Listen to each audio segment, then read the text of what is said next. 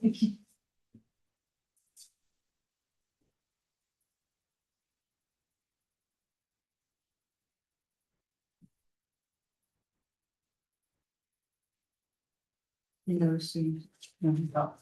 the bonus to end with silence. Forget more.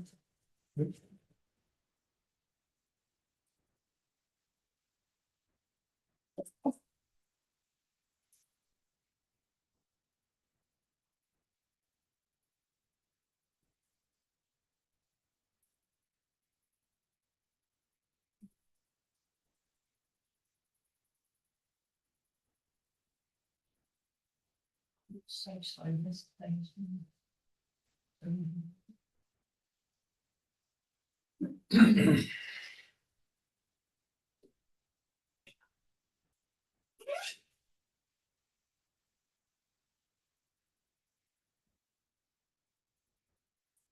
Apologise, everybody. I'm just waiting for the blue wheel of doom with the. It's ages the other night.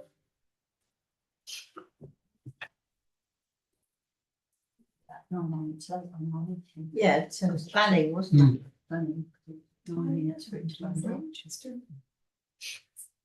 He's doing it again. I don't know if it's our web or if it's my computer. Let's talk about IT risk.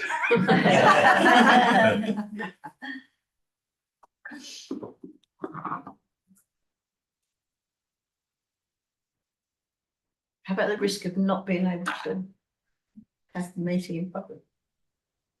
Well, Kimberly, yeah. if I may, we are live on YouTube, if that's what you. Good. Thank you very much. I understand we are now live. So welcome everyone to this meeting of the Audit and Risk Committee. I am Councillor Julian Spence and I'm chairman of this committee. The meeting is, as you know, being webcast. And if there is an interruption in that casting, we will have to adjourn until the connection is re-established.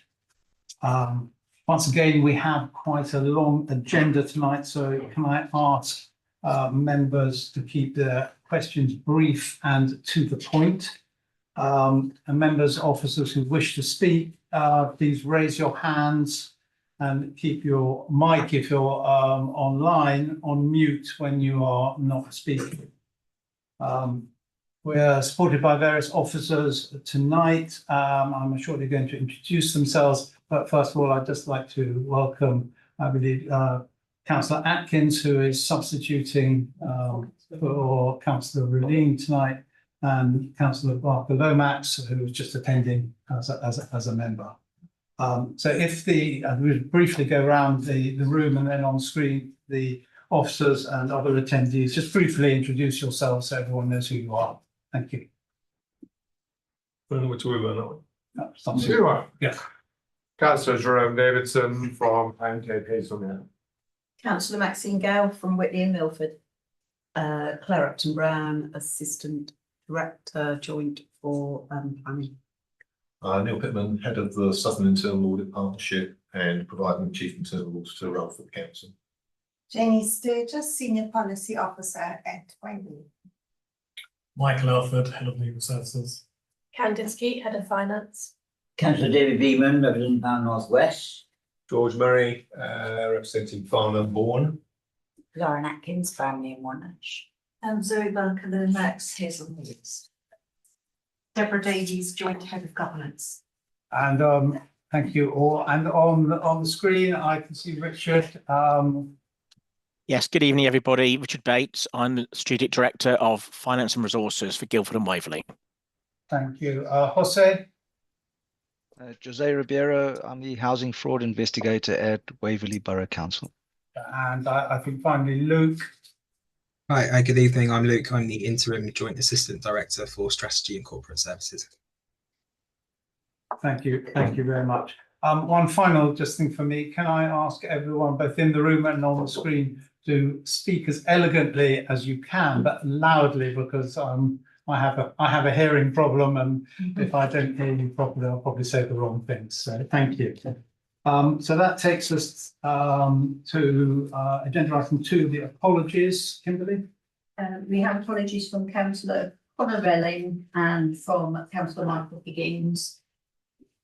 Excuse me, as the chair said, councillor Atkins is substituting. Thank you. Thank you.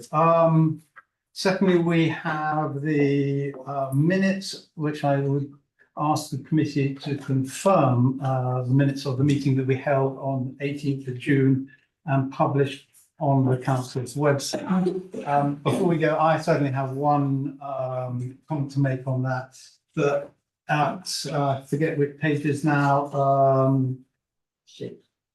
There's various pages where I am referenced when actually it was Councillor Beeman who was eloquently speaking. And I ask that those are changed. Page 6. Page 6, is it? Page, the references on page 6 and 7 are changed. And I'd also like to suggest at the end of page 7, where we reference the resolution that we had on SIL, that we need to say that which was the recommended motion from Councillor Beeman, that the committee approved that resolution. So Yeah, so that's just those amendments. Does any other councillor or member of the committee have any comments? No. In which case we'll take those as read. Thank you.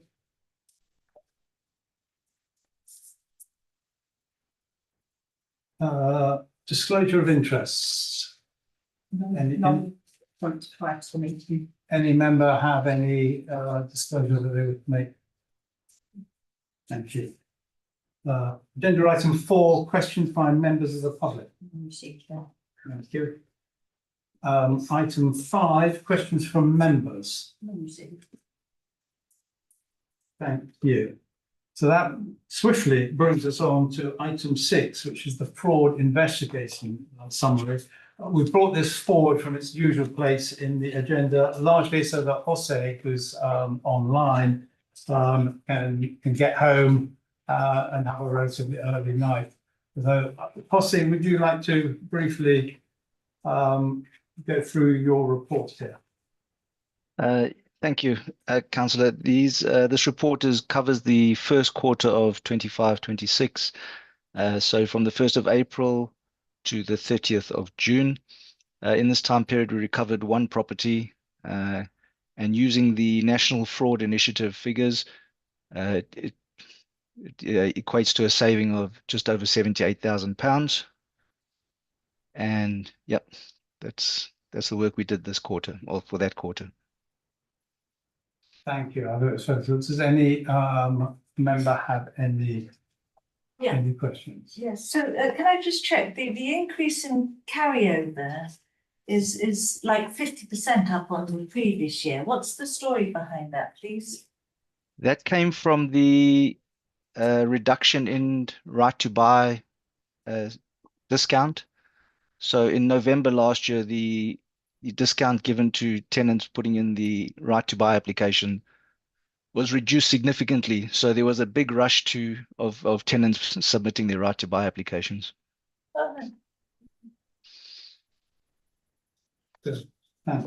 Thank you. If I have no questions for Jose, this is obviously a regular report that we've received. And I think we're very keen to see what, not just the numbers, but the trends, I'll say. So I think in the next meeting, if you could explain a little bit about the trends.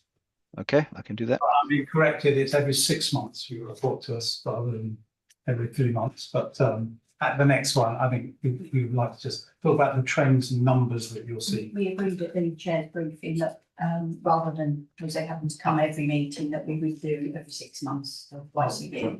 Thank you for that correction. I trust that is also acceptable to all members.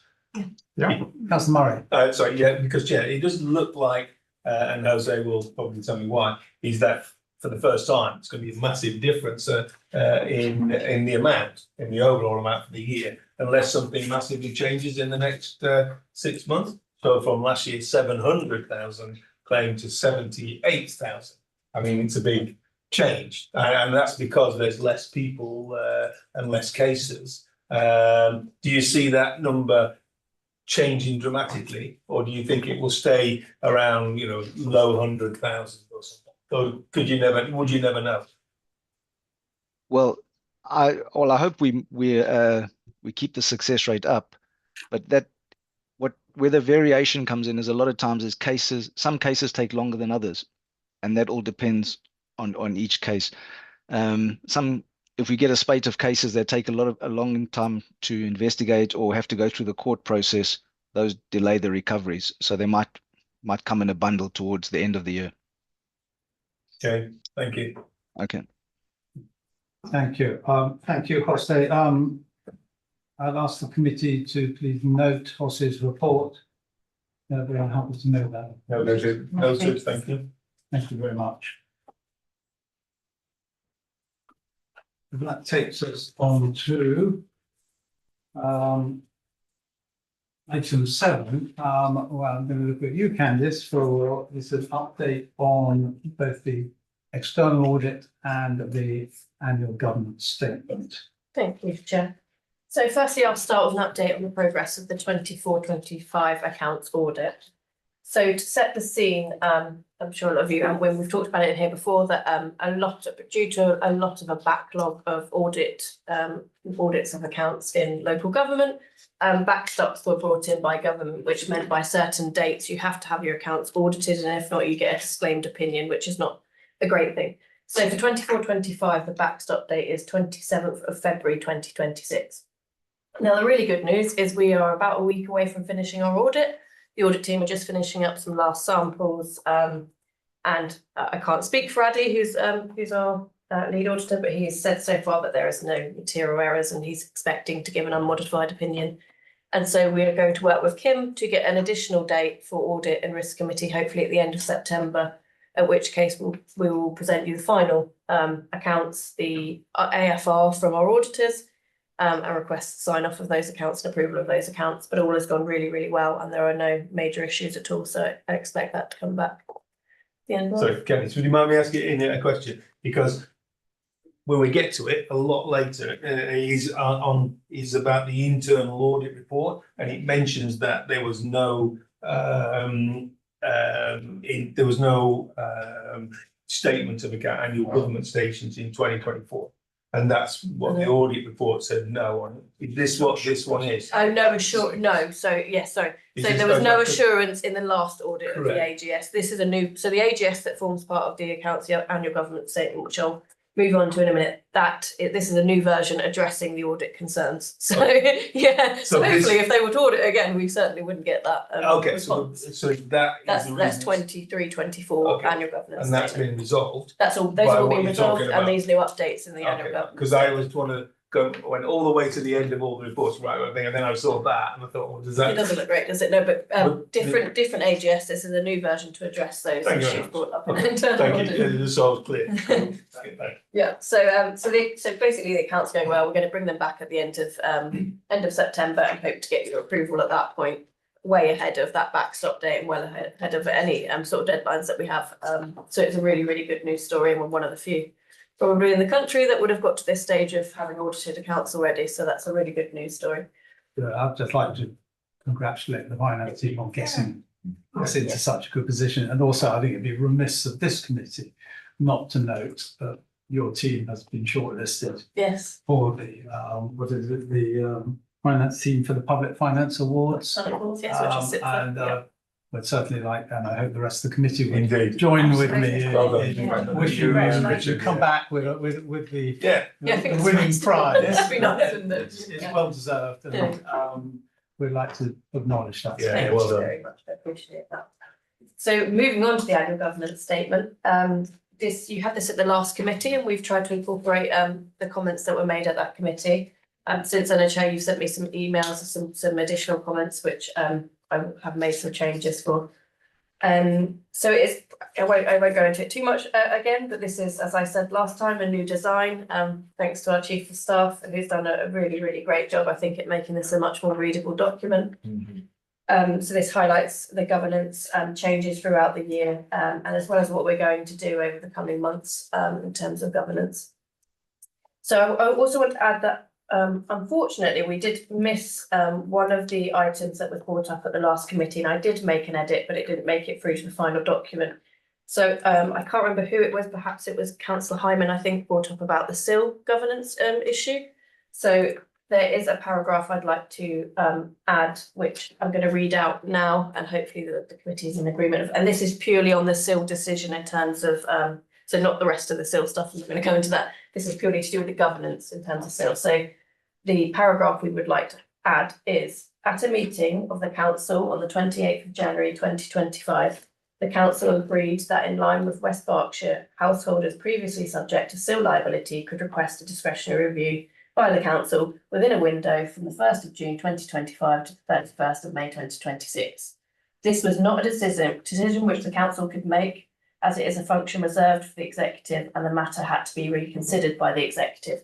So that's just an acknowledgement of what happened in terms of, I know some questions over that original resolution being at council, but it was a decision for executive. So we do propose to add that as well to this revised version of the annual governance statement. Thank you, Candice. Where are you proposing to put that? Is that other council events? Other council, where we've got the section on building control, and Grounds maintenance. grounds maintenance in that section of. So it's put in as part of something out of the ordinary which happened Exactly. as part of council business, and you have to audit it. Yes, as something. we want to acknowledge that it was a A governance issue. decision. Okay, I got it, that it was a governance issue. Yes, yes. I, for one, don't have a problem with that. I think that's a factual statement, and I think therefore appropriate for this. Would it be open for me to now ask members whether they have questions, and then you can lead on or some of the areas that we've already looking at as minor changes? Members? If no one else will, I will start. If I may. Councillor Davison. A comment and some questions. The comment is on what you would see on page 50. You've got a little organigram type structure, and you explained what the boxes are, apart from the joint senior staff committee. A little paragraph, a bullet point underneath there would be helpful to those not familiar with our organisation. I got a couple of questions about, again, going back on the opposite page, if you mind, part 2, our effectiveness of our governance framework. There's a bullet point, the direction of travel and pace of change in governance is improving. That's nice to hear, but there's also there are areas of performance and governance that will still require improvement. Could we elaborate? I've got some more questions. As So in you may want to go. elaborate, would you like it elaborated in the annual governance statement, or would you like, Well- probably Deborah might be the right person to talk about governance? Well, it's the implication there are gaps which need to be addressed. Right, yeah. It would help me to understand what those gaps are. Yeah. If Deborah, would you? Chairman, may. Yeah, sorry, councillor Davison, which? We're talking about page 51. Yes. There are 4 bullet points up at the top. At the top. And the third one down indicates that there are governance areas which performance which need to be improved. And I'm just interested to know what the feeling is from the governance area as to what they are, or what are they significant? Yes, probably Chair. I think that would be helpful if you Deborah could, I was just putting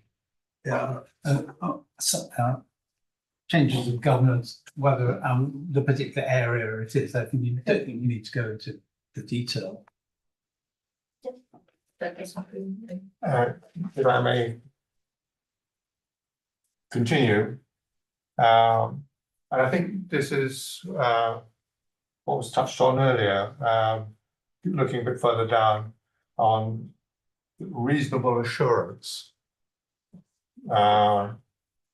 Yeah. That seems to put in my mind that there's a gap somewhere again. What is needed to get good or excellent assurance? And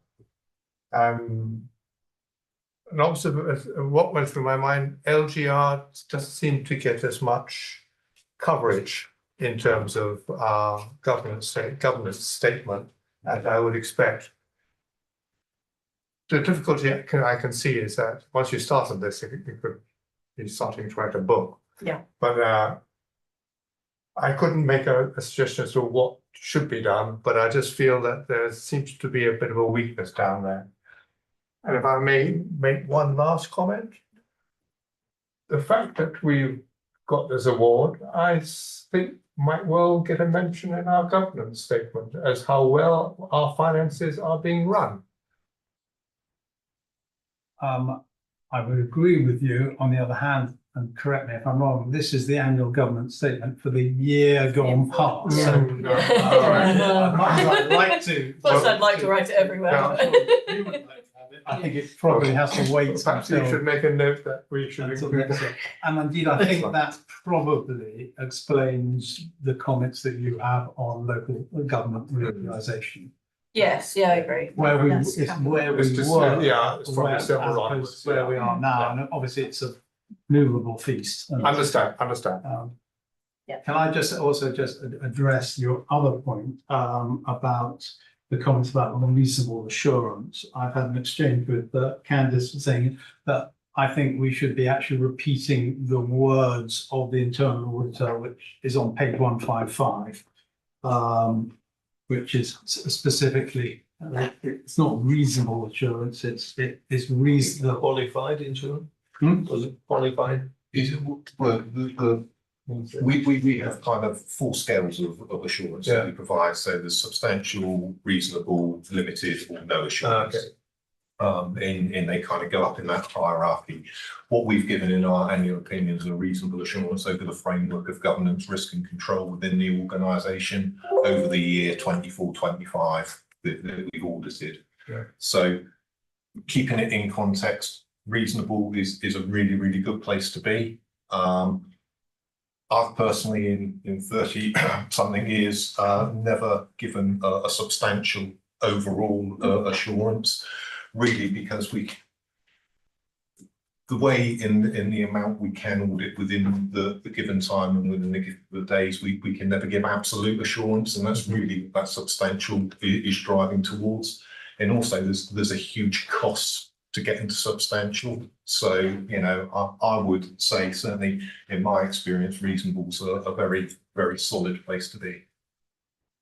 Thank you. So I think the proposal is to replace the words in the current AGS with the actual words Yes. that are written on page 155, just so that it reflects absolutely in terms of what's perception. Councillor Murray, yes. Thank you. So I note where it talked about the grounds maintenance gone, so that was a thing we all discussed at members, and it all went back and forwards, and it took a long time to painful exercise in think about that. That's why that was noted in there, because it was an unusual thing which happened. So that, and then there was a lot of stuff about building control. What I'd like to ask, and I don't know whether I can, and I think Jenny might be able to tell me. So looking on page 53, under the housing ombudsman, it says 5 complaints were investigated, 4 were service failure, 4 findings of maladministration, but 2 findings of severe maladministration. Now, I've not seen that before, and as I was a portfolio holder for customer services, so I think I might have seen something like that when I saw it on there. Where is that kept, and how do the council who has sight of those things to find out what happened and how you could stop it going happening in the future? Those findings, I know who is responsible, who Yeah. coordinates it, Yeah. you know, but who has sight of the findings of severe maladministration. And whether as a risk committee, we would be aware of those so that we would see whether there was a higher risk of that happening again, because it seems when you read it on face value, it's quite an important and quite serious element that the housing ombudsman has found that element. So I don't know. Thank you, Chair. Yes, it's a statutory responsibility of the monitoring officer to report maladministration. I think that the definition has slightly changed and some of the ombudsman's reports don't actually even use the word maladministration, so they've changed their own definitions over, This says over the last, yes. maladministration. Yes, so they've changed their own definitions, whereas you'd be used to it saying maladministration or no finding. So there will be a report coming forward that will pull together all of the maladministration that's been found over the last year. And going forward, we'll be making sure there's an annual report of the monitoring officer to pick up the maladministration and report it to members with any action that's going to be taken. Will that be reported to this committee, ONS or full council? It should be reported to maladministration that's in the arena of the executive should be reported to the executive, and that which relates to council functions. So as an example, if it was planning maladministration, would be reported to the council. So it's reported to the function that has the overall responsibility. This is under the housing ombudsman. Yes, so that would be reported to the executive, Okay. Not to ONS. not to ONS. Although of course ONS could ask for that report, and that report is in, would be published anyway. It wouldn't be an exempt report. Okay. Thank you.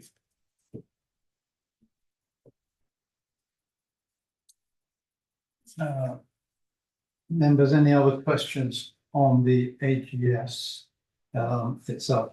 Can I just pick up a little bit further on that issue, which Councillor Myers raised? If it's being reported to the executive, that's a dead end. If it's reported to the executive, they don't have to share that information with anybody else or the details of that maladministration. How are councillors going to be aware of this and raise questions about what the executive is doing or what the chief executive is doing to correct that maladministration? Thank you, Chair. So it would be a public report, and you would therefore expect the report to actually say what action has been taken. So it's not a report that would go to the executive briefing. It will be in the reports pack. Clearly, like any report, it could be called in by overview and scrutiny if they weren't satisfied and they thought it fell within the grounds for being called in.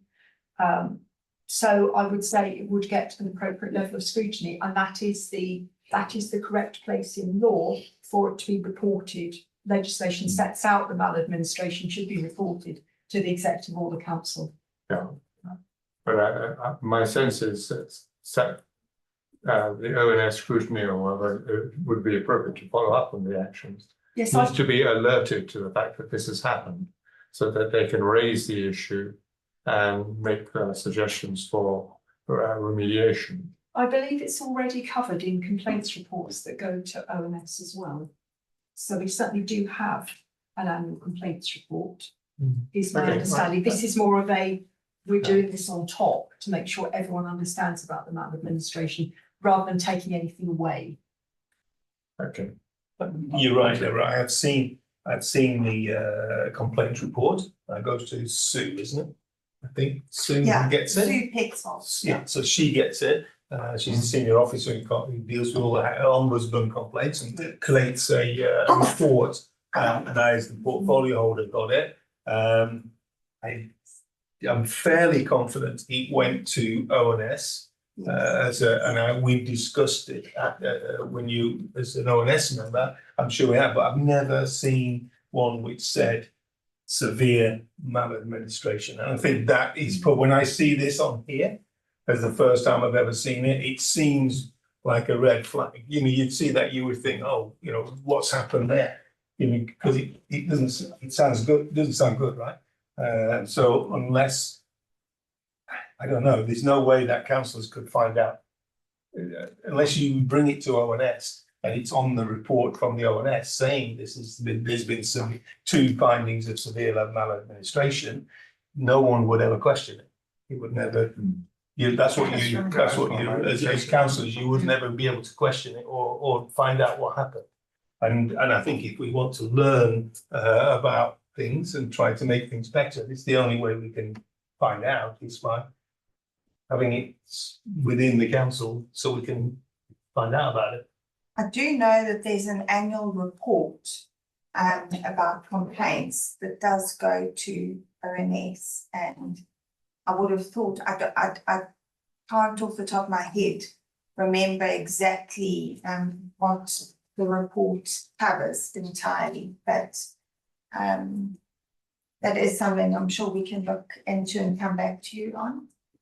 I think it counts, if officers can take heed of what members are saying here in terms of the transparency and the ability to get assurance elsewhere within the council. I think I would also say, to the extent that we or members see reports from the executive or from ONS that have a significant bearing on either the risk framework or the governance framework, then it would probably be appropriate for that then to be coming to this committee for consideration and maybe further details, more to do with the process than the actual issues themselves. Because it's probably been a process issue, right? So it's not an accusation of somebody doing something. It's honest. It's a process issue. Exactly. Yeah. Councillor Beeman. Yeah, it's very like, it doesn't appear at planning, of course. All councils are advised that there's an appeal been lodged and the result of an appeal, which is quite straightforward. It's a bit perverse that in relation to complaints in the ombudsman, that some of the process is followed. For me. If it is a complaint to the ombudsman, why aren't all councils advised there is a complaint and react to that? Seems a bit of contrast to me. Because I believe the findings of the ombudsman are published in public. Is that correct? That's correct. They're on the website, aren't they? Yes. I think they are published so that public can read them, right? Yes. So it seems bizarre that the members don't get a view of them before the public, or with even without, we would never know unless we were involved in that case for whatever it was, and we would have an interest in it, or we would want to go on the website and check them all out. But I don't see any way of members knowing of what this element is. Yeah, we'll take that back. Is that correct? Yeah, we'll take that away. Yeah. Thank you. Just for the record on that, a couple of minor changes, I think, on the AG. Yes, on page 47, there is a reference to Guildford, which I think is probably survived inadvertently. That needs to go. On page 51, you have references to the public sector internal audit standards. Am I correct in thinking that's okay? Because the change That's okay, yes, but I have, through our emails, I have then just put in a nod to the fact that that's transitioning over from the 1st of April. So that's transition to the global internal audit standards. Thank you. Likewise, on page 51, talking about the annual report and opinion of the chief internal auditor, should that now be changed to the new terminology, audit conclusion? Yeah, make that change. Yeah, Thank you. agree.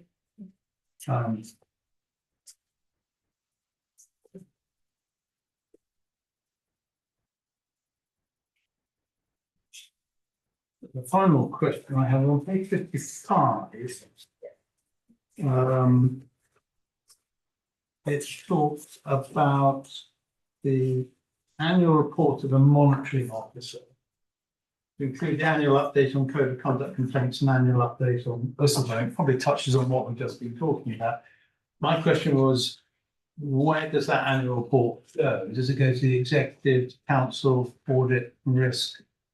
I'll pass that to Deborah, Chair. Yeah.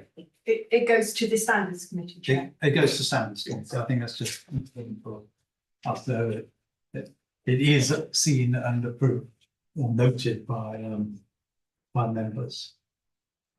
I had no additional questions on the AGS. Thank you. Can I ask, please, does the AGS acknowledge that we have contingent liabilities, and does it cross-reference their disclosure in the statement of accounts, and does the statement of accounts list our contingent liabilities such as the potential ICO risk, fines, and potential SIL challenges? So I'll start with the last one. So the statement of accounts in terms of our contingent liabilities only lists material contingent. So we actually only had one contingent liability listed for 24-25, and that was to do with a Virgin Media case that is a national issue. And so are we saying that potential SIL challenges and the ICO fines, potential ICO fines, because we are in chronic breach of all sorts of ICO regulations, surely those constitute contingent liabilities? The ICO one, sorry, I have to say, I don't know about those breaches. I would have to have further discussions with officers about that. But in terms of the SIL liability level, it would not be over materiality threshold set by our auditors. And what is that threshold again? I know you have told me before. About 1.5 million. I'd have to double check it, but it's a significant of any one claim or joint. Joint. So that SIL liability, we have not deemed that to be over materiality level. So we don't think that we're going to get challenged for over 1.5 million worth of SIL on with what was discussed in 24-25. Yes, correct. Just first remind you, you're not officially a member of the committee, so as a councillor you can ask questions. I think a number of these questions are probably best addressed at our next meeting when we have the auditors here. Yes. So not only are we hearing from the finance officers, but the external auditors who will themselves have reviewed what is put in the accounts, particularly on contingent liabilities. Yeah. The other one was in the annual governance statement, whether contingent liabilities are in the AGS. No, they wouldn't be in the annual governance statement because of the governance. It's an annual governance statement. So contingent liabilities in themselves don't have a governance issue. So if you had governance issues that would cause a contingent liability, then yes, those individual governance issues would be, but contingent liabilities aren't a governance issue, so they're not referenced in the AGS. They're not even referenced? Because they're not an annual governance statement issue. They're in the statement of accounts, which AGS forms part of, but they're not in the governance statement. Hence, the question should be addressed perhaps next meeting. Right. Thank you. Well, I'd like to congratulate you on this revised version, because Councillor Davidson said, having gone through a number of previous AGSs, this one is so much easier to read. And I think the public will benefit from that, and they are the main recipients of this. And I would, with the changes we've suggested, I believe we are to approve this, the ADS.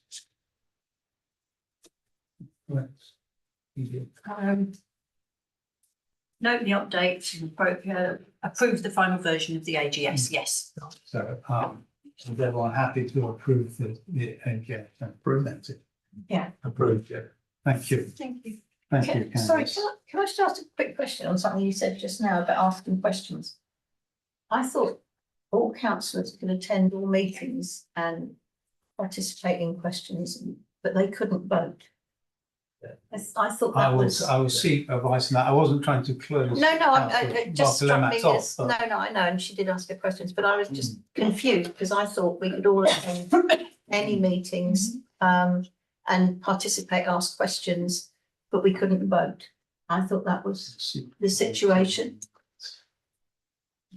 I think it's at the discretion of the chair. Yeah. We've had votes Thank before. you. As an ex-chair of the committee, Yeah, We've had votes it's before. probably yes, it could be at my discretion, and I think as the last meeting demonstrated, I tend to use a fair amount of Yes, latitude because the questions we're all trying to get assurance, Yeah. Absolutely. and I wouldn't wish to stifle. No, and I think it would be really good if that's the case.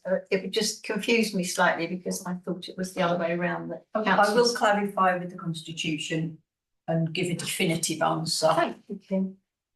That I do believe that what councillor Beeman has said is correct. That It's at the it's discretion. of Thank the you. chair. That's all right. Yeah. That's lovely. Councillor Atkins.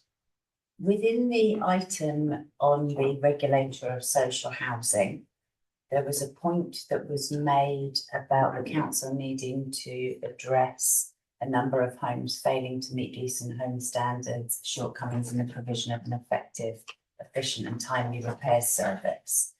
And then further, it says it was noted the council would do more to broaden the range of tenants. And it was stated in the report that these things were in hand. I just wondered if there could be a little bit of information about what in hand meant, please. We're still on the OGS. So, Yeah. Yeah, it's part of it. Yeah. Yeah, so I mean, regular updates are taken to Land Services Advisory Board. I'm probably not the best to update you, but I can certainly ask the relevant officer to send a note around an update on that item in general.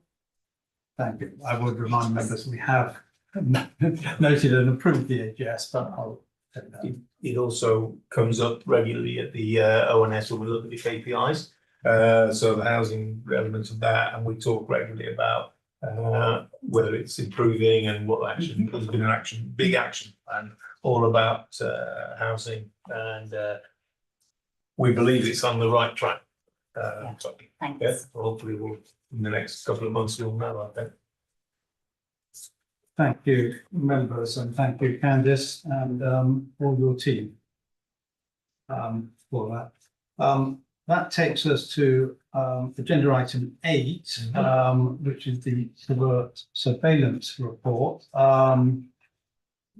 This is for us to review and note, and correct me, I think it then goes to council for approval. So who is? Yes, thanks. Yeah, so this is simply an update on the council use of covert surveillance. So yeah, that's something that we can do for the purpose of preventing and detecting crime. It's set out in quite some detail in law and statutory codes, but the key thing is the use has to be proportionate and necessary. So in the case of direct surveillance, for example, that can only be used where it's necessary to investigate a suspected crime or offence with a maximum prison sentence of 6 months or more, or concerning the underage sale of alcohol tobacco. In terms of proportionality, it's a balancing exercise. You have to balance the seriousness of the offence against the seriousness of the infringement into the suspect's right to privacy. And crucially, if you're going to make these applications, there's an internal process you go through. An authorised officer approves that application, and then it goes off to the magistrate's court and it has to be approved by a magistrate. So we have a detailed policy setting out how we use it. Sets out internal governance, as I say, how authorised officers have to approve these applications before they can go to court for approval. Sets out detailed provisions concerning training, ongoing monitoring, record keeping, etc. In terms of monitoring, direct surveillance is they're limited in time, so they're generally only available for 3 months. After that, they have to be kept under review. When they're reviewed, if they don't meet the necessary tests, they have to be cancelled. So, I mean, with that said, there is no substantive update since the last update in November. Haven't been any applications since November last year. But my understanding is we haven't used covert surveillance since 2021. Yeah. So we haven't used it for a long time. There is nothing to report in that respect. There has been ongoing training in spring and the summer. There's some more training due in October. And in terms of where we're going next, the policy is going to be reviewed by the monitoring officer in October. And if there are any significant changes to the policy at that point, then they will be reported to this committee, and then that will be taken to council to approve any changes to the policy. Yeah, that's all. Thank you. Thanks very much. Do any of us have any questions? Councillor Beeman. Yeah, you seem to be a national standard office, weren't you, really? Rather than individual. I wonder, does the Guildford environment, I presume the Guildford one is similar to the Wales one, is it? Not an issue for this committee, but I just think it's crazy. I mean, if you have different standards of all around the country, it's really that strange. General comment? Thank you. So when I read it, it was the first time I read it. So, and I was thinking, interesting, there's a lot in it, there's a lot of stuff in there, about, I'm thinking, oh, who's it aimed at? And then I was reading it, I'm thinking, oh, it must be like, internal organisation. We're thinking we're looking at people's internet use and, and if people are, frauding the council employees generally. And then I started reading it and it was all about, like private detective work outside chip shops and all that kind of stuff. So I'm thinking, which one was it? I was trying to, it was all like, well, we're selling illegal tobacco and underage kids and all that. And I'm thinking, it's a big document and it's a lot of stuff in it and it captures everything and everybody what the council does. I think it would be wiser if you had like an internal staff employees policy, which was aimed purely at what you do for internal investigations, and then you'd have another policy which was purely for what the regulatory and the licensing people when they're going looking at outside premises and stuff, because it does seem really unwieldy to document and policy to have when you're trying to fit all those things into one big document. And it took me there's a lot of reading, right? And there's a lot of examples of all the different things and lots of rules and regulations. I just think you could have an internal one, for if that's what you needed for internal elements, and you could have an external one if you want to investigate what you would for licensing and regulatory and those kind of things. So, but it was quite interesting read. There's lots of things in there which you're like, James Bond. Well, noted consent policy. I mean, I'll ask the monitoring officer. Yeah, I don't know. It would simplify it. I think if you obviously give this out to employees, right? Well, there is a reason why there's a lot of information in there. That's because, although we don't use it, if we did use it, if we got it wrong, not only would it be massively embarrassing, but then that evidence wouldn't be admissible, and that's really the point. So it's a lot of belts and braces to avoid that eventuality. And that's why it's up. Just Thank you. I just make the additional observation that you made the point that covert surveillance has rarely, if ever, been actually used by the council. We've got a very detailed policy there. My concern is that when something is needed, that the officers may now not be familiar with it. So they're going to be immediately diving into the policy. Therefore, the training is really important.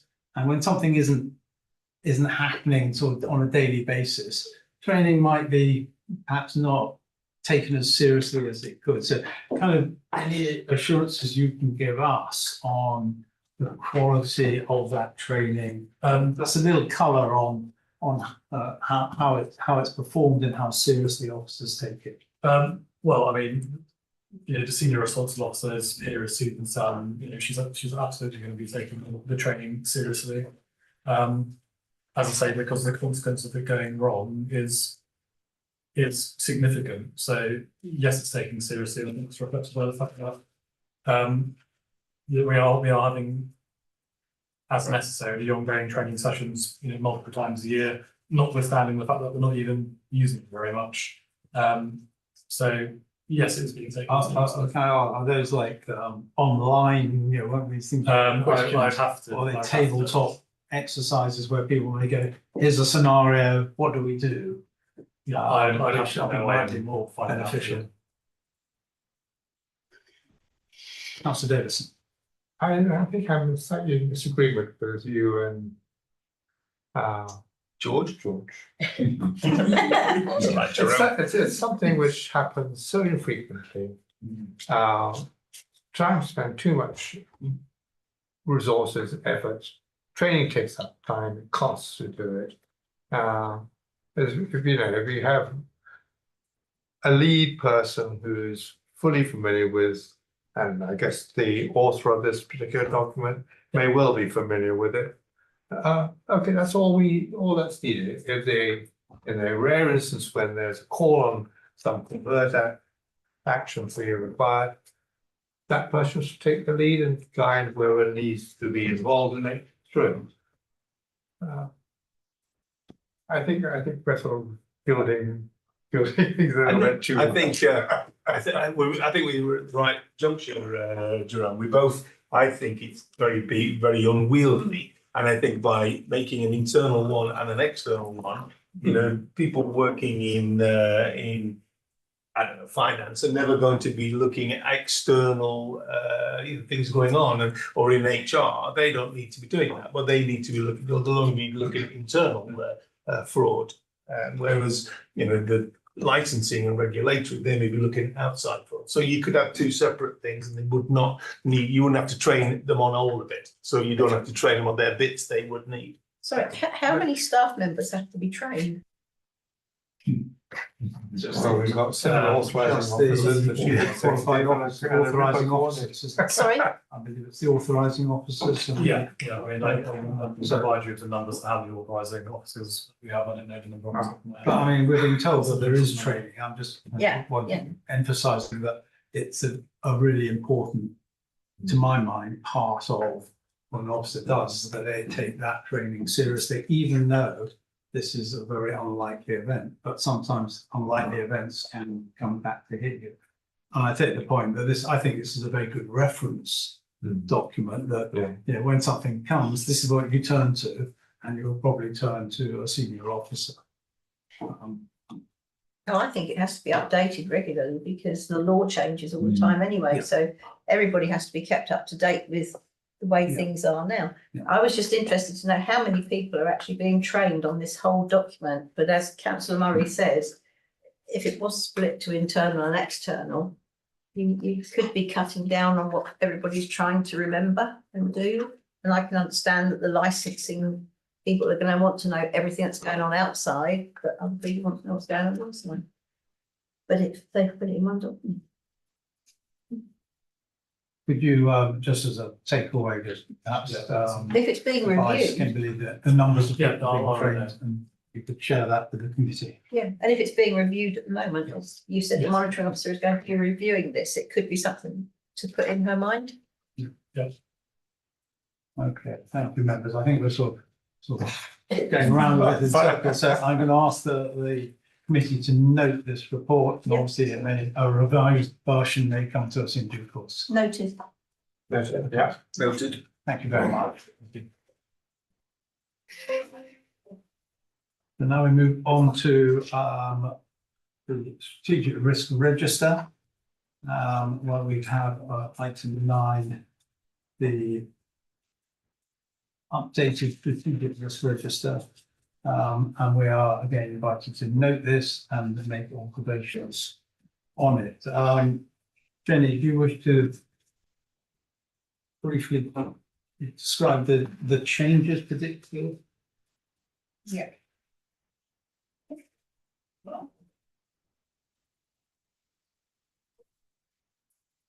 So thank you, Chair. Good evening, councillors. The Q1 Strategic Risk Register is a review with directors of the most significant risks affecting the council at the moment.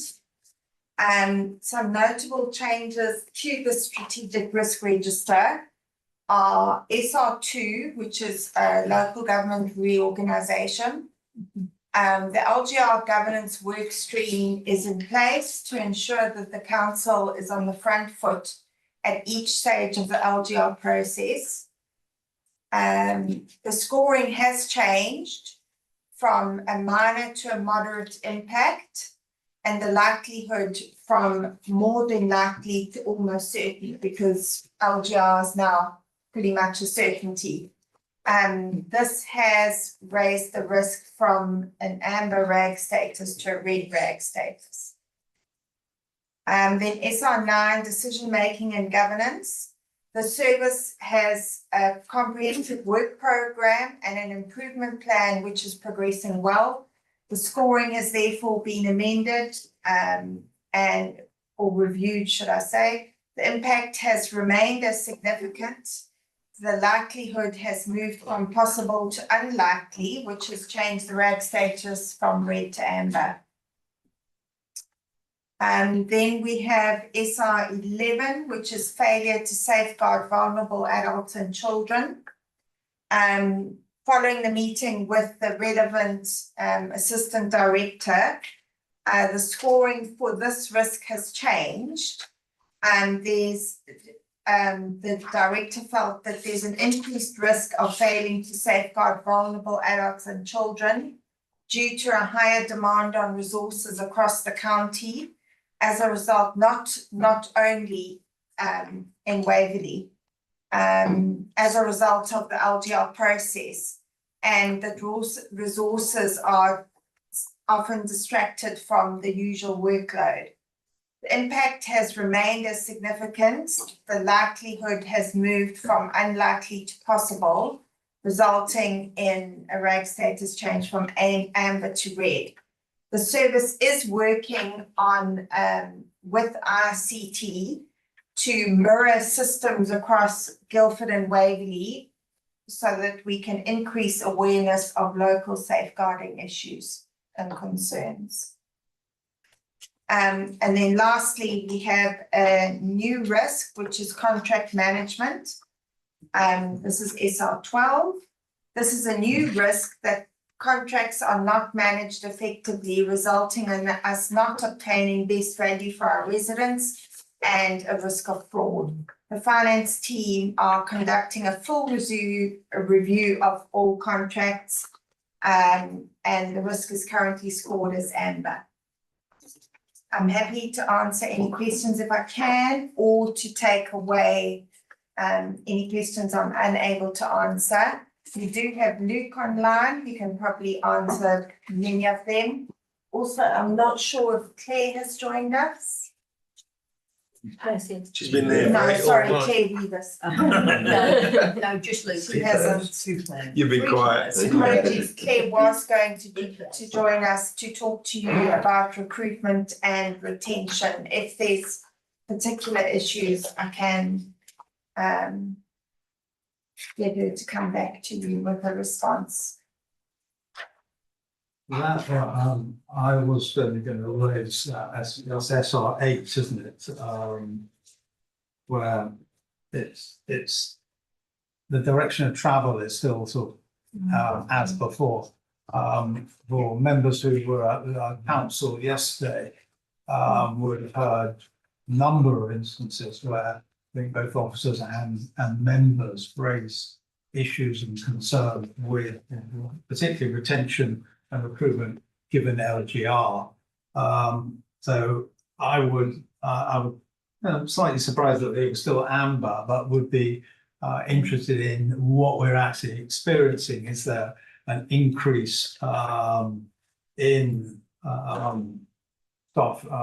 staff departures, etc., and whether there are any mitigants or controls that the council is now introducing to try and remediate the situation, given that a fair amount of it is outside the council's control. Yeah, so I do know that a lot of work is being done in HR. I think Claire was going to speak specifically to that. I'm just opening while we speak. I'm opening up the performance report to see if I can see the turnover. I do think some of the recruitment and retention issues are more to specific service areas, and I think that is being experienced across all the councils. And it's perhaps not specifically an LGR issue. My understanding was that at this stage, the LGR hasn't impacted recruitment and retention yet. I don't know if you want to Yeah, so expand I on mean, that at all. I'm one of the services that struggles with recruitment and retention, and it is a national issue, not local to Waverley. And that's for regulatory services, legal, finance, we'll go around the table now. So, and similarly, whilst we don't know what's in people's minds, i.e. we don't know why people are choosing not to apply for jobs in local government or jobs here, so they don't apply, so we can't have that conversation. Certainly there may be some that choose to stay in the council where they are rather than move at this time, but that won't be unique to Surrey, which is also going through the same process, and I'm sure there are other places that are, you know, in that process already. So if that's helpful. It is, I mean, to my mind, it's a high risk. And, you know, I think I would be looking for the assurances that it's considered as such by officers, and you know, and from the conversations yesterday, yes, it is, and it's on your agenda of how you manage it. That's as it should be. So I was just noting that it hadn't changed in here. But yeah. So just to give you a little bit of data on it, for Q1 of 2025-26, our turnover was 10.6%, and across Surrey, the lowest was 2.1%, the highest was 23.2%. So I wouldn't say we specifically high in turnover.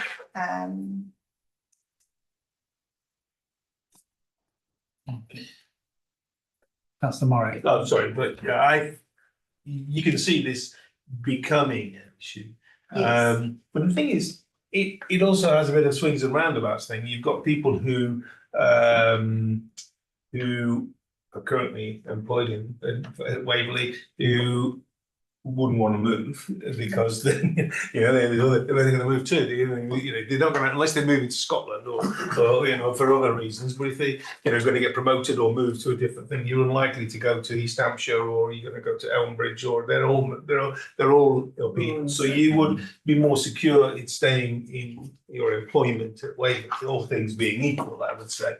So, and I think people, and likewise, people who are in Elmbridge or in East Hampshire, they're also in the same position. So I think you could end up, and is a little bit less movement than you would normally have. I don't think you're going to end up with a big load of movement, and there's going to be a sea of people jumping ship, if you like, who want to look, because it's not closing. It's not as if the hotel, you're not closing the whole organisation. I've closed hotels in the past, and there is a different because there's an end date and everyone's out of work. This is not the scenario. What's happening here is just everyone's all going to be pretty much still employed, but they're all going to be employed by someone else. So there's a lot of wait and see, and I don't think you're going to have that massive jump off. And I think that's probably one of the reasons why. So just a little bit of reassurance with that. It's not like this is going to be an end date and we're all going to close. Yeah, so it might not be as bad as everyone thinks. Councillor Barker-Lennox. Well, thank you. So I was looking at SR2, and we've got a score of 20 against the gross sales, significant forward times like almost certain 5. And oh gosh, that's serious. And we've got a red colour in there. And the question I was going to ask was, how are we ensuring core services don't suffer while resources are diverted? And but I think that was really eclipsed by SR11. And if protecting children isn't a core service, then nothing is. And I'm wondering what we're doing to mitigate the risk of us not being able to protect children due to LGR drain on resources. How can we mitigate? So I can't specifically answer that. I would need to come back to you from the specific director. But I do believe that a lot of it falls under Surrey County Council. Yeah. It's not actually directly our responsibility. I think we are doing our best to keep track of whatever we can, and that's the reason for us developing this new IT system that works across Guildford and Waverley to track as much as we can, because we're aware that it's going to be challenging for Surrey to continue at the pace that is required. So we're reporting on a risk of another council, but it affects our constituents, isn't it? Well, I think we're reporting on the risk to our residents. Yes. That we're concerned about our residents. I take, I guess, some comfort in it, but that by being read now, it's kind of the alert and flashing that this is something that has to be taken very seriously. I'm totally with you. The safeguarding is absolutely critical. So if there's anything that the council can be doing to mitigate what might be failures of other councils, then we should be doing it. Agreed. Can I just go Councillor back to SR8, the recruitment?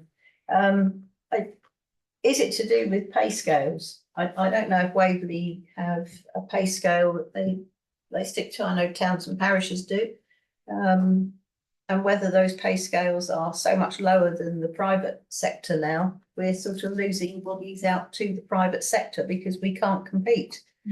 And I mean, especially with things like planning, for instance, you know, the qualified people in planning can find others, and in legal, for instance. But I didn't know if anybody knows, do we actually have pay scales that we have to stick to for positions? Yeah, we do. Is it the national pay scale system? And It's our own. It's our own pay scale. So we benchmark against other councils, Okay, but obviously we wouldn't be able to benchmark against the private sector. not against the private sector. No, and I think, and again, just talking for planning, people, professional planners may choose to leave local government because they don't want to become managers and do less planning and more management. And they go to the private sector. Yeah, absolutely. Then they will just be planners. Yeah, absolutely. Yeah, so we can be losing because of that, but also because we're not competing well with the outside world, which is always a problem. But then if your government, local government especially, it's not a great deal you can do. But it was interesting to know you have your own pay scales. Thank you. George, The contract management thing, which is a new one, and I think you sort of touched on it at the last audit and risk meeting. Was it something which the internal audit found and highlighted that this was an issue? It was for Yeah, I remember. audit, I remember when Iona was talking about it, it was an issue from them. Is that what brought it to? Is that why it's on the risk management still? I think, it was highlighted as part of the internal audit last year on the procurement side of the It's audit. not on this one, is it? No, and so then, no, it's not on this one. And so the new AD that's coming, Joe Knight, who is trying to push procurement and contract management a lot more, and that's why it's really appearing now in there, is because it has been highlighted as a corporate priority as things have been reviewed and procurement been reviewed. Okay, and it's not some things which, because there's been some issues at Guildford, right, where they've made mistakes, and I'm not saying the legality of this stuff which happened, years ago, but there has been some mistakes as well where they miscalculated the amounts of what they needed to spend. Was that also highlighted it for that reason as well? But it triggered a review of Waverley, absolutely, and it's highlighted it in everyone's minds, I think, more so that it needs to be a highlighted risk. Okay, all right, makes sense, thank you. So can I just ask on that, actually, or it's yours on another point? on another point. There's a pick up on that point. Is that why contract management is regarded as a strategic risk rather than an operational risk? Yes, exactly that. Although it is an operational risk, it is also a strategic. I mean, the level of it and the overarching impact of contract management puts it up to a more strategic level, and the procurement in general puts it up to a strategic level. Okay. After this. I'm going to carry on one of my little pet hobby horses, which is that of cybersecurity. I do not believe it's amber. That's my own personal view, I guess. The review group for setting the impacts and likelihoods, I guess, take a slightly different view. But judging from the amount which one sees in the real world outside of local government, in fact, indeed inside local government, I've been reading recently in the papers, the threat of cyber impact and on the subsequent operational performance and ability of councils, and ours in particular. If we lose all our IT services, I know we are reassured that they got backups. It's all on the cloud somewhere outside there, and we're safe and we can reinstate. But I'm sure public companies or private companies have been doing exactly the same thing to protect themselves, but they've been disastrously hit. And I do believe that if the risk scoring is an indication of the attention which management should give to a particular area of activity, in my mind, cybersecurity is red. Because of the, if we lost a totality of our IT services, how long will it take us to get back?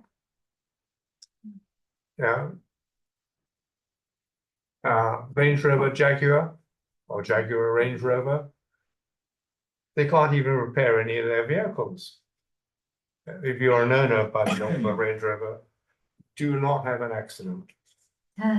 It's, it is really very serious for us. In fact, to my mind, it's probably one of the biggest areas of risk that we have in terms of our ability to be able to function as an organization.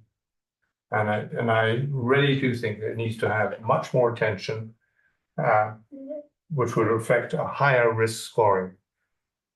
I know it's a hobby horse of mine, but I really would like to have that noted. I think that's again a message that I'd like officers to take back to consider. I also think from that, it strikes me that I can't recall when, as members, we had a briefing on business continuity planning, and that's something that maybe would be appropriate for all members, not just members of this committee, just to have a briefing on where the council is on that. Because I think, to your point, it's the continuity plan. I think we all agree that it's and attacks are inevitable, but it's how you manage them when they happen. And the continuity plans are a key part of that. And perhaps a briefing, as you do from time to time for all members, it would be appropriate.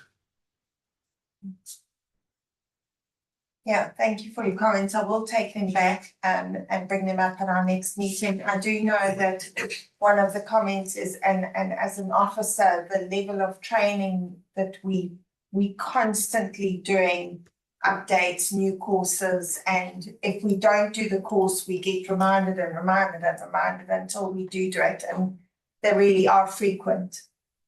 So thank you. I see behind you, Luke has his hand up. Luke, would you like to comment? Yes, thank you, Chair, and thank you, councillors, for the questions and discussion so far. It's an interesting one, as you've noted. Yes, cyber risks are enormous for the sector, and indeed the wider public sector and private organisations, and us as individuals too.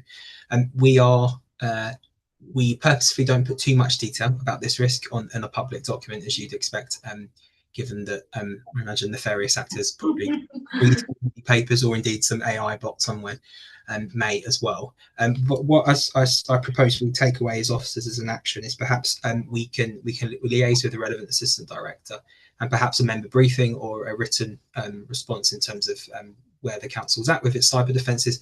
I mean, I do know we work closely with MHCLG and their colleagues and also the National Cyber Security Centre around our defences, but having that in an artifact for members may well be useful, so I'm happy to pick that up. And on the point around business continuity planning, I guess I can declare an interest as an ex-business continuity planner or emergency planner in previous roles. The council does do that, and we have plans in place, not just to reduce the likelihood of these sorts of events happening, but also reduce the impact too.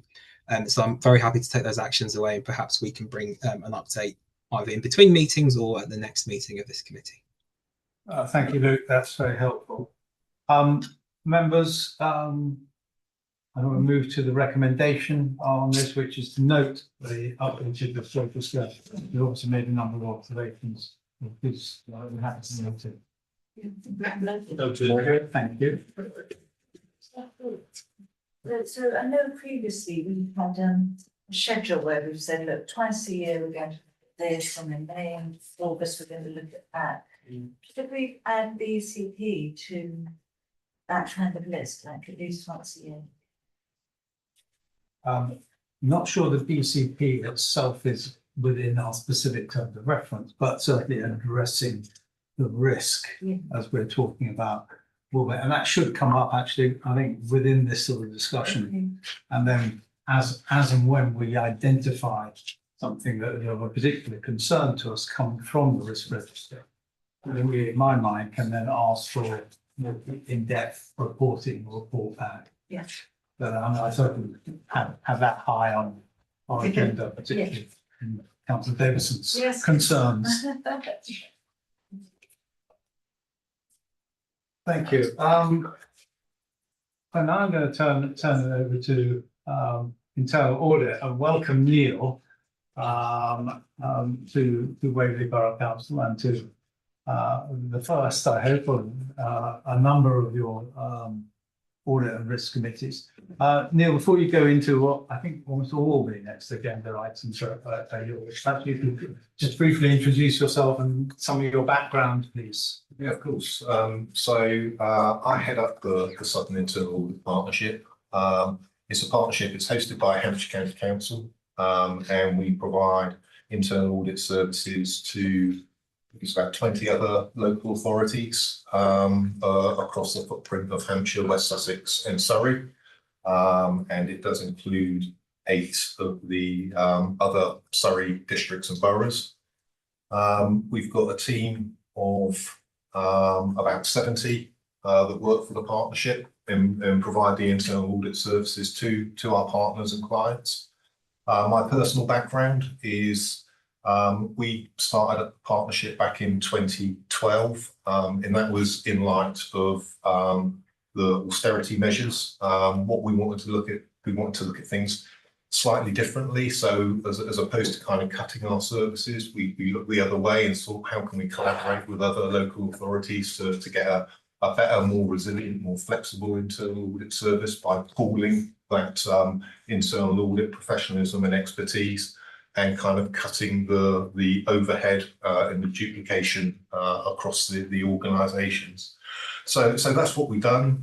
Before that, I was the Chief Internal Auditor for Hampshire County Council, and before that, Southampton City Council, and then a number of senior manager roles in other districts and boroughs around the council. So hopefully I can bring that experience to Waverley as your Chief Internal Auditor, but also, and I think more importantly, bring the value of our work with other organisations to the benefit of the organisation as well. Thank you. Neil, I mean, given that we've got local government reorganisation here, but that's useful are you working as internal audit for any of the other borough or county capitals that we're potentially associated with? Yeah, so we currently work with 8 of the districts and boroughs within Surrey. You know, we're kind of quite close in understanding the kind of immediate challenges for the organisation. But what we're also doing at the moment in liaison, I've actually got a meeting next week, is with colleagues across the wider country, so nationally, that have kind of lived the experience, they've been through it. I've got a meeting with the head of Ferrital, who audits North Yorkshire, who have very recently, over the last 3 or 4 years, been through that process. So I'm meeting to try and get a little bit of those lived lessons, the learnings that we can kind of bring in and hopefully add to the organisation by way of kind of wisdom as we kind of navigate the journey. I think that would be very helpful. Well, I, for one, I'm sure other members here are looking at LGR and considering what is the role that this committee has and what should we be looking at as we go through this journey. Obviously, in 3 years' time we may not be here, but there's a journey there and there are things that are new to us. So any advice or counsel that you can provide us, I think would be Yes, certainly more than happy. As I say, I hope to pull a paper that will come out from the partnership and be shared with our organisations following those meetings in that lived experience and the lessons learned from those that have been through it. Thank you. Thank you. With that, before we go in, I think we'd just also like to formally note some thanks to Iona Bond, who's obviously being the internal auditor for the last couple of years. I believe she's now moving sideways, upwards in the organisation. So, but we, let's just note the contribution she's had. And I'm guessing when we come to these reports, she's probably responsible for a fair amount of it. She's certainly the author of the first one in respect of the annual conclusion for 24-25 when Iona was your chief internal auditor. So I shall try and take you through the words in that report. Shall we move straight to that? That for members obviously was what was previously known as the annual internal audit report. Sorry. If you could briefly direct us to any of the key aspects and if members have particular questions. Thank you, Chairman. So this does present our annual conclusion in respect of the work that we've undertaken during 24-25, and it summarises our overall opinion on the council's framework of governance, risk management and control. Hopefully, reading through the report, there's no major surprises there because the progress reports that you received throughout the course of last year will hopefully give you a flavour and contribute to the issues that they've in the audit reviews that have been undertaken as we kind of progress through the year. Our overall opinions detailed there on page 155 of your packs, and it's captured in the blue box. And as I say, that provides an reasonable assurance. Just over the page on page 156 of your papers, that just gives a little bit of a graphical overview of the proportion of reviews completed and where we landed by way of assurance opinions. So pleasingly, a number sit within the reasonable and substantial category. A breakdown of each of those individual reviews are detailed in Annex 1 of the report, and that's on page 163 of your packs. As we alluded to a little earlier in the agenda, there was one no assurance report that was produced during the year in respect of the annual governance statement. Again, members will be aware of that. I think it was discussed at some length in November 24 when the report was produced. Pleasingly, a vast majority of the actions, certainly all the high priority actions, have been addressed and I think incorporated with the document that you've seen this evening. So although nobody wants a no assurance, I think the positive is the action that's been taken in good speed, in haste to ensure that those issues are addressed. In my opinion, overall, I think it's a very positive report and a positive reflection for the organisation. And I would just like to put on note, Chair, if I may, my appreciation to both the Audit Committee and officers over the course of the year, through whose engagement we've been able to conclude our work and produce the annual opinion. Thank you. Do members have any questions for Neil on that conclusion?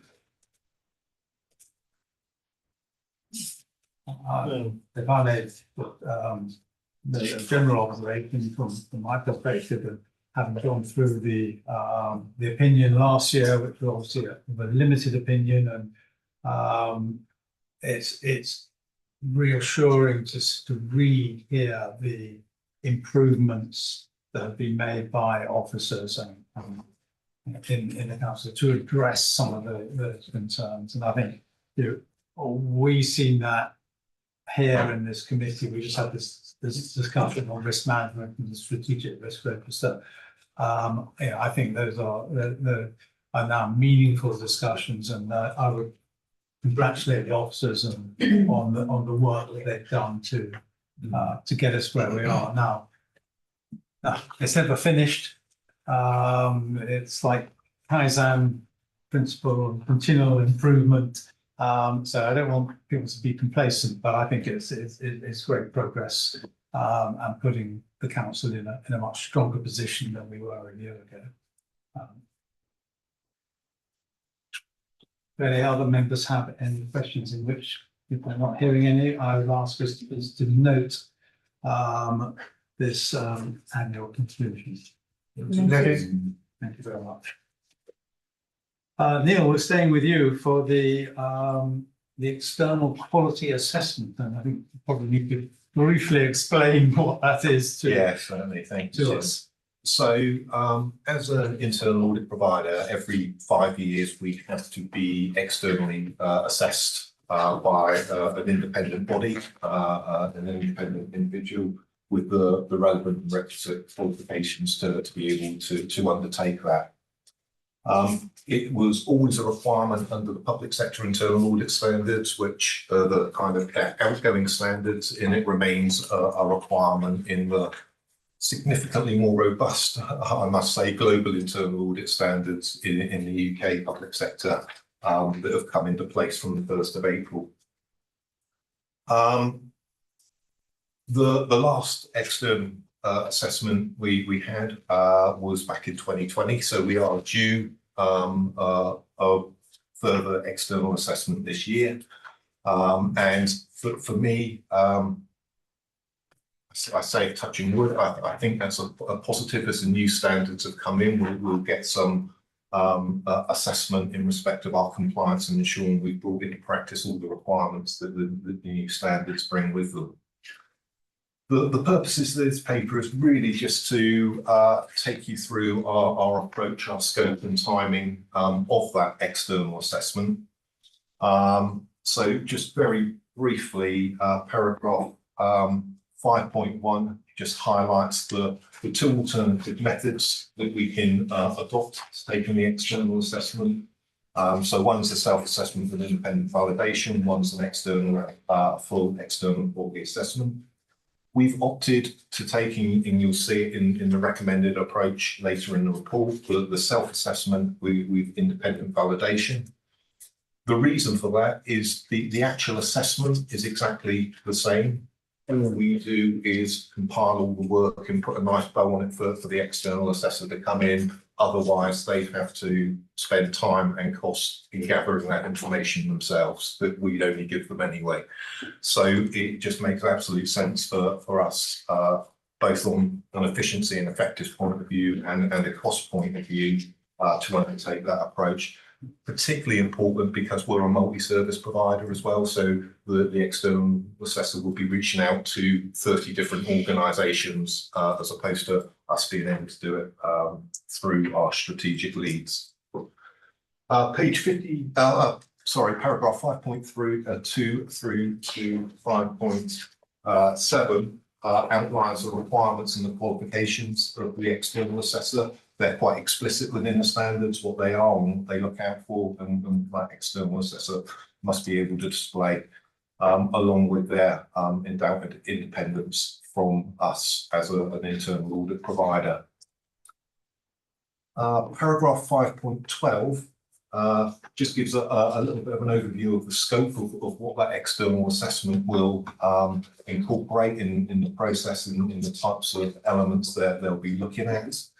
And what it does, it concludes in an annual a report at the end of the process, and that report will be presented to each of our audit committees. So you'll see that report as soon as it's concluded, which we hope to be in the first meeting in the new year.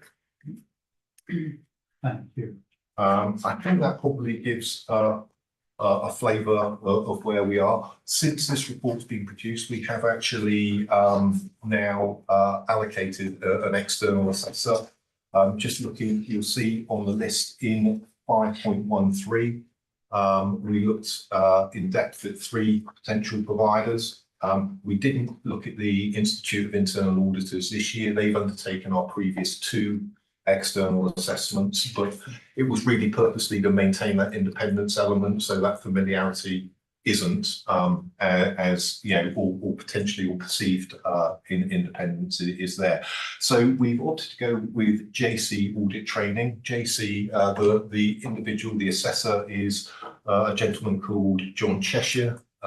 He's very prevalent within the internal audit profession. He holds a number of independent placements on audit committees across the country.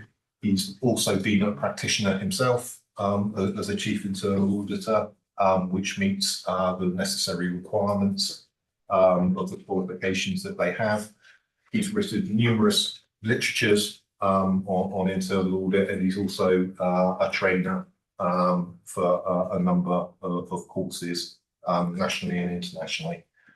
So John will be commencing that work in the very near future, concluding it in December, and then the report will follow early in the new year.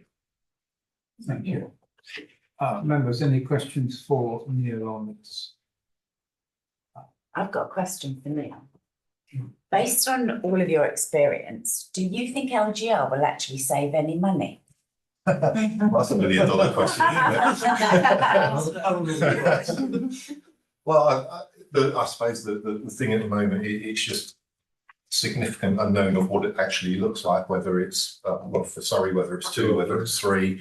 The different business cases predict different payback periods. I certainly don't think there's going to be any immediate savings. I think it will take time and potentially a considerable amount of time before some of those benefits are realised. But I can only surmise as much as the next person until such time as some kind of slightly more firmer decisions in approaches are actually confirmed. So kind of you're saying no. Nobody knows. Please don't limit that. I have one question for you, also related to costs, but it's a perhaps more mundane one. Is there a cost implication to the council for this external assessment, or is that already incorporated in? It's already this one's on us. Don't worry. No, we kind of take that on board. We incorporate the overhead of this assessment. Thank you. Is there anybody auditing the external auditor? I'm just like it's like a sort of virtual circle of auditing, where you've got it all sorted out. It sounds great. All I can say is the external assessor has to go through a rigorous process to become such. So we take his word. Can we please note the state of affairs on the external quality assessment? Noted. Thank you. Neil, once again, you now to the internal audit strategy. Thank you, Chairman. So yeah, the internal audit strategy is again a new requirement of the global internal audit standards. It wasn't previously a requirement under the public sector internal audit standards, but the purpose of it is to really set out a little bit of a vision for us as an internal audit provider over the medium term. So it casts its eye over the next kind of 3 to 5 years. Again, the challenge for us in pulling the strategy together come from us being a multi-service provider. So what we can't have, what is unmanageable, is for us to have 30 different strategies that we're working to for each individual organisation. So what we looked to do was undertake a survey with the key stakeholders. We initially undertook a SWOT analysis to identify potential areas for opportunities and threats within the partnership. We moulded those into potential objectives. There was a list, I think, in the end of 8 or 10 objectives that we put out. We surveyed all of our audit committee members, so hopefully colleagues around the table would have received that survey, all senior managers within each of those organisations, to establish and ask them to rank and prioritise what they felt out of those 10, what do they see as their top 3. And the analysis undertaken, the top 3 are identified there within the internal audit strategy, centering around embedding the global internal audit standards, really getting to know them, getting under the skin of them, but also looking at a more agile auditing approach to get kind of faster, quicker reviews and outcomes through to officers and through to members. So we're working almost at the speed of risk, as it were. And a further one in and around optimising our use of data analytics within our work.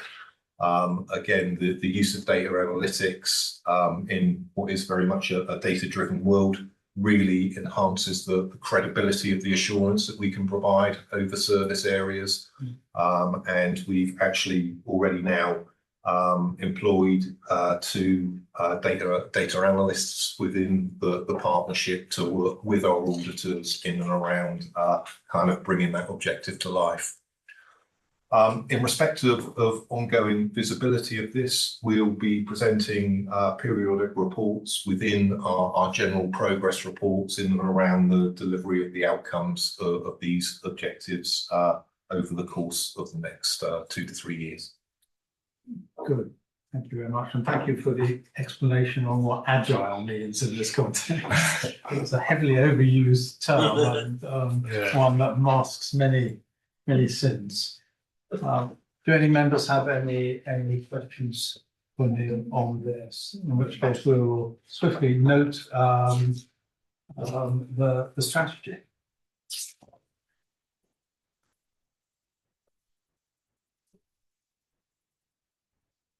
And take you on to the progress report on the actual internal audit, which again I suspect is probably Iona's. It was by Iona's bare hand again, absolutely. But you could. Yeah, I can certainly take you through the key points. Positively, from the last progress report, there's been no limited or no assurance reports produced. Just taking you down to the rolling programme of audits for the current year, and that's on page 210 of the effects. Just by way of a little bit of update, and hopefully quite timely as well, given the earlier conversation, you'll see where we are undertaking a review of safeguarding. So hopefully that report will be able to provide some assurances to members in respect of the scope of that particular review. That has progressed now, so we've done reference that are out for that, so we'll be commencing field work imminently. Also, the about halfway down the page, there's a regulatory compliance for water safety. That draft report has now actually been issued, so we'll be looking to progress that to final very soon. And the debt management towards the bottom, we are expecting the draft report imminently on that as well. So hopefully gives a little bit more assurance around an update of some of those dates. Just on page 212 of the appendix, that's our table of live reports. And it just provides an indication of the journey in respect of the implementation of the management actions that have come out of the internal audit reports. And on the right-hand side there, those that are currently overdue. The appendices on page 213 onwards give a little bit more of a breakdown, particularly in respect of those high priority overdue actions and the kind of current status of those and the progress that's been made. Since the time of publication, it looks as if a number should now actually be in place, given the revised implementation dates. I don't have that detail of whether they actually have been. I don't know whether any officers in the room will be able to lend any further knowledge there. But I can certainly get an update and feed that back through to members. I think probably the one other issue I would just like to draw members' attention to, and again, it really reflects on an earlier conversation, is just a couple of paragraphs there on page 208 in respect of resourcing. In as much as over the last kind of couple of months, we've experienced a higher level of turnover than we normally expect to see. It's through no one issue. It just seems to have kind of culminated. Some we were kind of aware of coming up in respect of retirements, but there's others that have kind of looked at lifestyle changes, others that are kind of moving away from the area. And it just all seems to have hit us at one time. We have just undertaken a recruitment exercise. We've got 6 new members of staff starting in October. But obviously it takes a little bit of time to get them in place and up and running and work into the expectations that we have. So we have put in place some contingency arrangements to ensure we've got backfill. So there is no impact to our partners.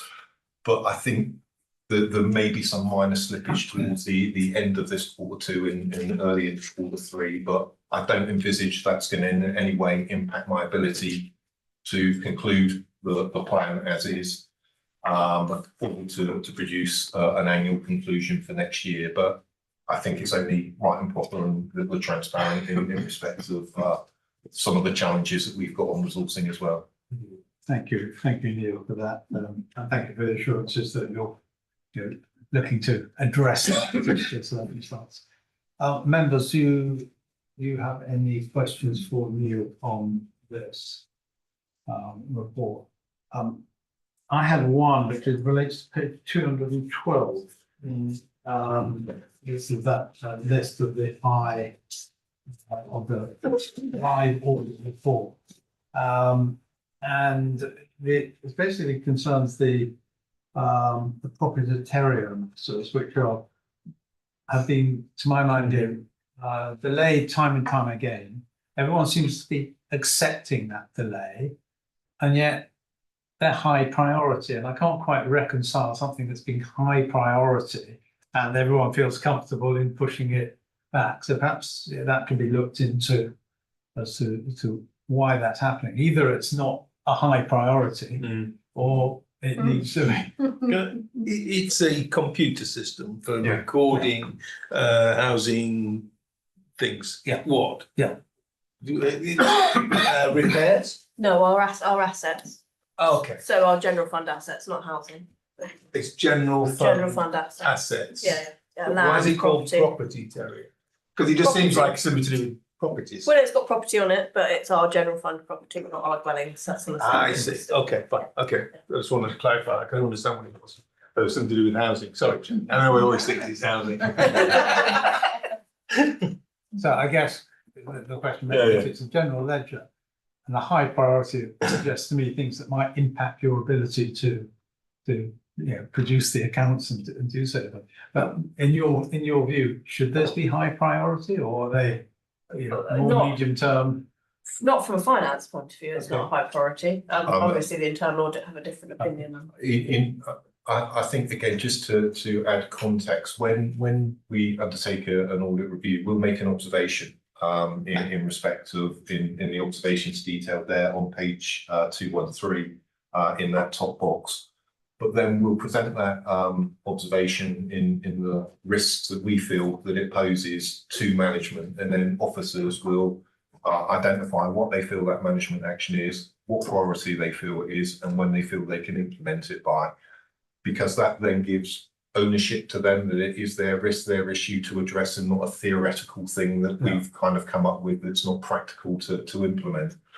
So they're almost writing their own homework to a degree in respect of saying that. I mean, I think looking at the update, there's some recruitment issues in getting some permanent staff into legal services to be able to take some of this forward. So they hoped obviously by the end of August to have addressed it, but what I haven't. I hope so. I mean, the I have that the last service update on page 9 or page 213 is identical to the update we had in March. And that was 5 months ago. I don't think this has moved anywhere. Why actually. we might think it's not being taken. I think I'll get the service to come back to us and give us an update. Thank you.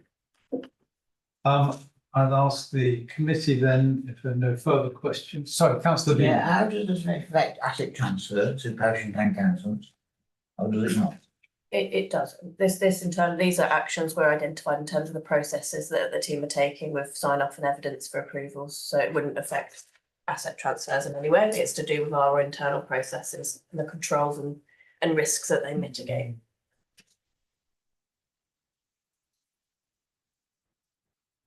Yeah, please note the internal audit progress report. Thank you. And that takes us to the final one of your agenda items, Neil, which is the revised internal audit charter. Thank you, Chairman. Yeah, hopefully this should be fairly quick. You'll be pleased to hear. So the internal audit charter, it was previously agreed in March. The document hasn't changed apart from 3 highlights that sit on page 230 of your documents that just identify myself as the chief internal auditor. That's really the catalyst of why we had to make that change, because our standards say that the charter has to be revised if there's a change in chief internal auditor. And then there's a couple of very minor tweaks on page, sorry, bear with me, page 241, in respect of the responsibilities in the passing through of reports, both through the corporate management board and through the audit and risk committee, and that's really just updated to reflect the best practice that are coming out of the standards. Good, thank you. So I think one of the governors is more sort of housekeeping matters, and it's good to have that kept up to date. Do any members have any questions? If not, I would ask you to please approve these revisions to the charter. Approved. Thank you. So that takes us to the final agenda item, which is our standard look at our current work programme of things that we need to be looking at. As a way, have the opportunity to say if there's something that we want to add. But generally speaking, these are all attuned through our terms of reference and things that we have to approve or review. So I'd ask the committee please to note those, and if there are any questions or comments. You mentioned business continuity. Are we aiming to have that in November? I was looking at that from the conversation I've had, is putting it to officers, not necessarily to formally come back here, but for something of a broader briefing for all members. And I don't think that we can address that in November under the risk management section. So it doesn't say that we are looking at the risk management section. We would like to have. Yes, at least an update on that particular risk if we're not having an overall And the officer responsible Yeah. to be here. Yeah. Thank you. So, sorry, Chair, if I may, I see that for a further internal audit progress scheduled for November, but nothing in January. I just wondered, given the fact that we hope to have the outcomes of our external assessment, would it be best placed if I brought the progress report and the outcomes of the EQA to the January committee? Chair, just a question for Candice. Obviously, the January meeting is usually like a hold meeting. Yeah. In case we need it for the annual accounts and annual governance statement. But so unless something drastic goes wrong at the end of September, our accounts are going to be signed off then, so we don't need that January date for an Okay. accounts point of view. So will you be all right with the progress? I mean, That's I'll absolutely obviously fine, yeah. send out my normal email of this is what I'm expecting. I'm still expecting to bring it. Yes, So no problem at all. we'll do it that way. Thank you. So we'll just note that for. I think that brings us Yes. to the end of the formal proceedings. I'd like to thank everyone for their participation and officers for staying on and answering our questions. Thank you. Thank you. Thank you, Julie.